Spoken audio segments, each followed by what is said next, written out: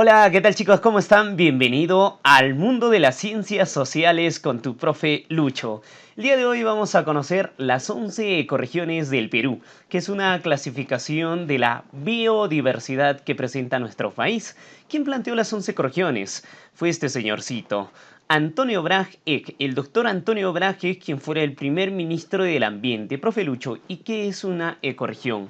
Una ecorregión es un área geográfica que tiene características bastante homogéneas con respecto a la flora, con respecto a la fauna. Este concepto lo extraemos de la enciclopedia Ecología del Perú, que fuera planteada justamente por Antonio Brage y Cecilia Mendiola Vargas. Profe Lucho, ¿y cuáles son las ecorregiones en el Perú? ¿Cuáles son las 11 ecorregiones?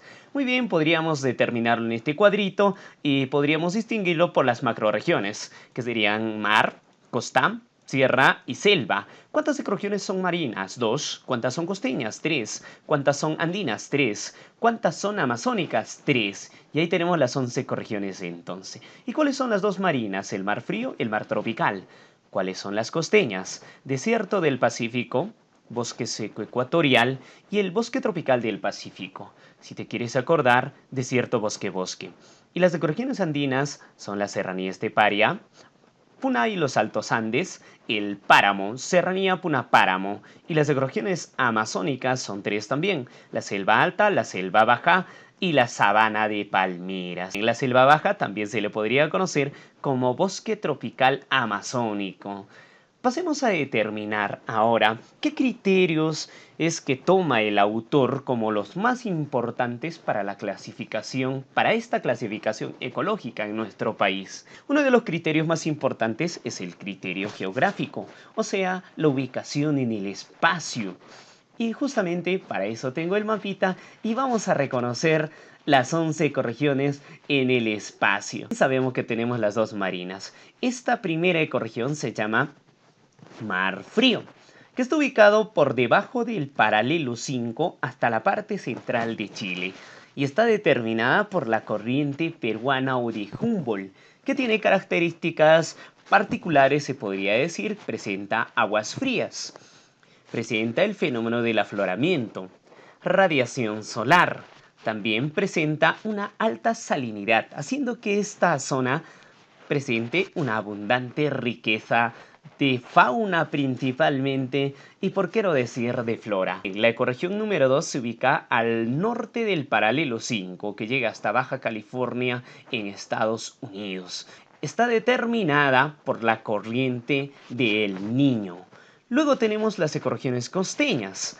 Esta de acá, que es la del desierto del Pacífico, que abarca hasta el paralelo 18 en la frontera con Chile.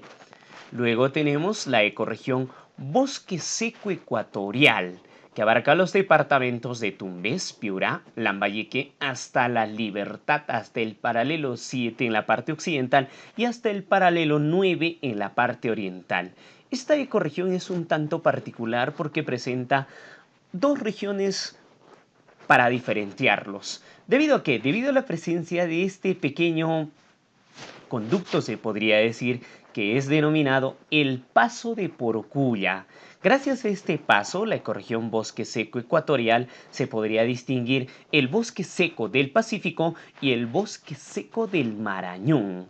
Gracias a quien dijimos al Paso de Porcuya, que es el paso más bajo de los Andes en nuestro país. Entonces tenemos que el bosque seco presenta dos regiones, el bosque seco del Pacífico y el bosque seco del Marañón, divididos por el Paso de Porcuya. Luego tenemos una ecorregión en el norte del Perú, al interior del departamento de Tumbes, en la región del Caucho, que es el bosque tropical del Pacífico. Ahora pasemos a las ecorregiones andinas, serranía, puna, páramo. Esta de acá, la número 6, sería la serranía esteparia, que abarca al sur del bosque seco ecuatorial hasta el norte de Chile. Luego tenemos una de las ecorregiones más populares del Perú, la puna. Al sur del Paso de Porcuya, como podemos observar la imagen, llega en realidad hasta Argentina, pasando por Bolivia y hasta el norte de Chile. Es la puna. Y la ecorregión más desconocida del Perú es el páramo, pero en realidad llega hasta Venezuela, pasando por el Ecuador y Colombia. Y las ecorregiones amazónicas son tres. La selva alta, que tiene una característica importante que en el norte se introduce hasta la parte occidental de los Andes. Si vemos ahí. Y la ecorregión más extensa del Perú es la número 10, el bosque tropical amazónico, el famoso BTA.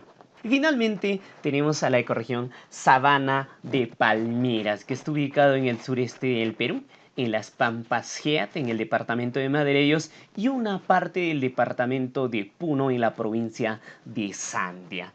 Ya tenemos entonces el criterio más importante, que es el criterio geográfico, que uno debería dominar. Si me preguntan, por ejemplo, la ecorregión Puna, por el este, inmediatamente con quién limita, con la selva alta. Por el oeste tenemos que limita con la serranía esteparia, o la selva alta por el este limita con la selva baja, ¿verdad? Y por el oeste limita con la puna. Así es. Entonces, si me preguntan por ahí en un examen de admisión o por cultura general, ya podríamos reconocer a las ecorregiones. Si te digo, la número 5 es el bosque tropical del Pacífico. La número 9, selva alta. La 10, selva baja. Así, respectivamente, podrías tú practicar desde tu casita. ¿Qué más podríamos sacarle a esta imagen? La altitud de algunas ecorregiones que considero que son importantes, como por ejemplo el desierto del Pacífico, que abarca una altitud de 0 a 1000 metros sobre el nivel del mar. La que sigue es la ecorregión serranía esteparia, que va desde los 1000 a los 3800 metros sobre el nivel del mar. La que sigue entre estas extensas ecorregiones es la Puna, entre los 3800 y 67-68, que está representado por el Nevado del Huascarán. Muy bien, y el páramo sobre los 3500 metros en el norte del Perú, que abarca solamente Tumbes y Piura en Perú, pero recordemos que llega hasta Venezuela. Luego tenemos que la selva baja abarca o tiene una altitud de 80 hasta los 800 metros. Pasemos a detallar el otro aspecto importante con respecto a las ecorregiones. ¿Cuál es, profe Lucho? El aspecto biológico. Ya hemos terminado el aspecto geográfico. Pasamos al aspecto biológico. Profe, al decir aspecto biológico se refiere a la flora y a la fauna, efectivamente. Entonces tendremos las dos primeras ecorregiones que corresponden al mar, el mar frío y el mar tropical. En fauna, por ejemplo, ¿qué tenemos en esta zona de aguas frías? En fauna tenemos los peces más extraídos de esta región, que son para la industria básicamente la anchoveta y la sardina. Y también hay aves guaneras importantes como el guanay piquero pelícano. Y hay una especie endémica en esta zona, que es el pingüino de Humboldt. Endémica quiero decir que son propias del lugar. Pasamos al mar tropical. Con respecto a fauna tenemos al atún, al bonito y al cocodrilo americano, que podríamos decir que también es una especie endémica. Al desierto del Pacífico, y tenemos las ecorregiones por este lado en la imagen, las ecorregiones costeñas. En el desierto no hay muchas especies de flora, de fauna que podríamos resaltar, pero si es que resaltamos el camarón y el zorro costeño. Muy bien, y en el bosque seco ecuatorial tenemos a la pava aliblanca, a la iguana verde, y hay una especie endémica. ¿Recuerdas que el bosque seco ecuatorial presenta dos regiones, el bosque seco del Pacífico y el bosque seco del Marañón? Justamente en el bosque seco del Marañón tendremos a la ardilla de nuca blanca. Y en el BTP, en el bosque tropical del Pacífico, en esta pequeña región al interior de Tumbes, en la zona del Caucho, tenemos que es la única zona de la costa donde podríamos ubicar monos en su hábitat natural. Pero también tenemos al sajino, al jaguar, nutria de río y entre otras especies con características amazónicas. Pasemos a la sierra, pues, ¿no? En la sierra tenemos la serranía Punapanamo y tenemos a las siguientes especies en fauna: el venado gris, el guanaco, puma, gato silvestre y el zorro andino, el pugazo, ¿verdad? En la serranía esteparia, entonces. Luego pasamos a la puna, y en la puna tenemos el bibichicuy, picuña, vizcacha, chinchilla, cuy. Puma, gato, zorro. Recuerda que las características eran bastante homogéneas. También aves como la parihuana, la guayata el suri, que podríamos ponerlo también, conocido como el ñandú andino. Y luego pasamos a la ecorregión más desconocida de nuestro país, el páramo, entre Piura y Cajamarca, al norte del Paso de Porcuya. Tenemos a la musaraña, pinchaque y el venado de páramo. La musaraña es un nombre un tanto raro, ¿no? Es un roedor, no vas a pensar que es una araña, ¿verdad? Es un pequeño roedor. Pasemos a las ecorregiones de la selva. Selva alta, selva baja, sabana de palmeras. En la selva alta tenemos el oso de anteojos, el gallito de las rocas. Y en la selva baja, eminentemente, es la más diversa del Perú. Tenemos a los monos perezosos, loros papagayos, águila arpía, que está en vías de extinción, y en la sabana de palmeras, especies endémicas. El ciervo de los pantanos y el lobo de crin. ¿Cómo es el ciervo, profe Lucho? Tenemos ahí el ciervo de los pantanos de la sabana de palmeras. También el lobo de crin. Ahí está. Muy bien, todo flacuchento, pero es el lobo de crin. Sigamos con el aspecto biológico. Tenemos también la flora del mar frío. Vemos a la imagen inicial entonces. En el mar frío tenemos el fitoplancton y en el mar tropical tendremos el mangle. Así es, entonces fitoplancton, mangle. Y en el desierto, su nombre lo dice, no se caracteriza básicamente por una extrema aridez, se podría decir. Si algo verde veo en el desierto del Pacífico, será un valle o una loma. Podríamos determinar las lomas, por ejemplo, de Atiquipa en Arequipa, que es la loma más extensa del Perú, y Quilmaná en Lima, en la provincia de Cañete. Y el bosque seco ecuatorial tiene especies como los cactus o cactis o cactos, en algunos casos se le denomina, el algarrobo y el ceibo como flora característica de esta ecorregión. Y en el bosque tropical del Pacífico, los árboles superan los 30 metros. Si podríamos considerar alguno, podríamos decir el higuerón, por ejemplo. Luego pasamos a las ecorregiones andinas. En la serranía esteparia tenemos el aliso carrizo, chocho o tarwi en las partes altas. Y la puna es interesante, chicos. Ahí tenemos el quepapuya, queñuales, pajonales como el lichu. La puya de Raimondi, la yareta. Profesor, ¿y cómo es la puya de Raimondi que florece cada siglo? Esto quiere decir que florece cada 100 años, ¿no? Hay todo un festival de la puya, por ejemplo, que se había realizado años atrás en el departamento de Ancash, ¿no? ¿Y cómo es la puya, profe? Bien, ahí tenemos una puya de Raimondi. ¿Cómo es la yareta, profesor? Si has viajado a las partes altas, has podido diferenciar esta especie de flora, es la yareta. Oye, y el frailejón en el páramo. Y la selva alta, volvemos a la imagen.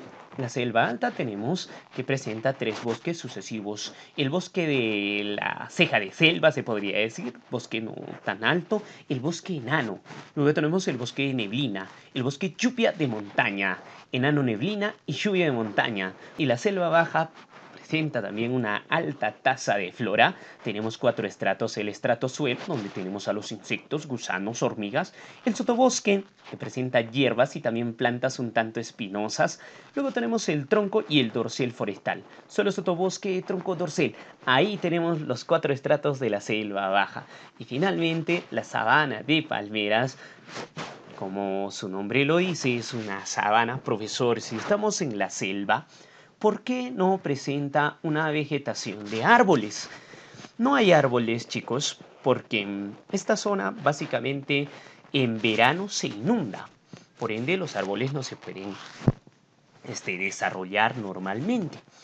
Profesor, ¿y en invierno? En invierno hay incendios. Por eso esta zona se caracteriza por presentar el pastizal. Si es que hay algunas especies arbóreas, podríamos decir que son las palmeras, como los aguajales. Así es. Y ahí tenemos el aguaje de la selva.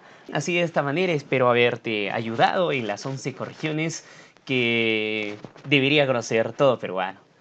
Comenta el video, compártelo con tus amigos. Es un deber cívico conocer parte de la mega diversidad de nuestro país. Hasta un próximo video. Un saludo, muchachos.